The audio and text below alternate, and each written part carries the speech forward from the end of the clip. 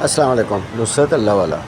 ये है जनाब यूनिवर्सिटी रोड, सफूरा चौक का इलाका। अब ये सामने आप देख रहे हैं, ये ट्रॉली रखी है जिसमें कचरा भरा हुआ है। और अब ये लिफ्टर जो है, अब ये बात समझ में नहीं आ रही कि ये कर क्या रहा है। ये इसके अंदर से कचरा उठा रहा है जनाब, और वहीं नाले के बराबर में रख रहा है। अब ये कहीं और से उठा के लाए हैं और यहाँ रख रहे हैं, या यहीं से उठाया है वापस डाल रहे हैं।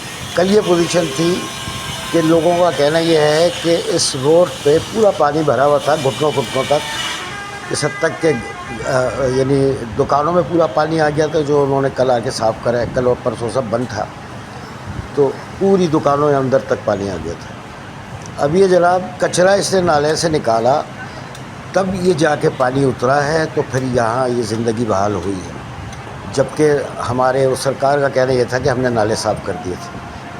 कुछ भी नहीं करते हैं ये लोग। अब ये नाले साफ़ करे होंगे, कचरा साइडों में डाला हुआ है। अब दोबारा कुछ दिन में बाद ठंडी हो जाएगी, ये फिर नाले के अंदर चला जाएगा।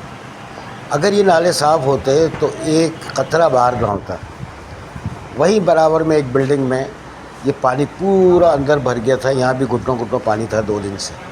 अब ये अंदर से पानी निकाल रहे हैं, तो ये पानी बाहर रोड पे ही बह रहा है। नाले चूँकि खुल गए हैं, तो अब वो जनाब चला जाएगा। लेकिन ये हाल है हमारी सरकार का, बस बातें करा लो, काम एक पैसे का ये लोग नहीं करते हैं। अल्लाह रहम करते, ये नाला भी आप कल साफ करें। की है, हद है, साफ तो कर दो भाई।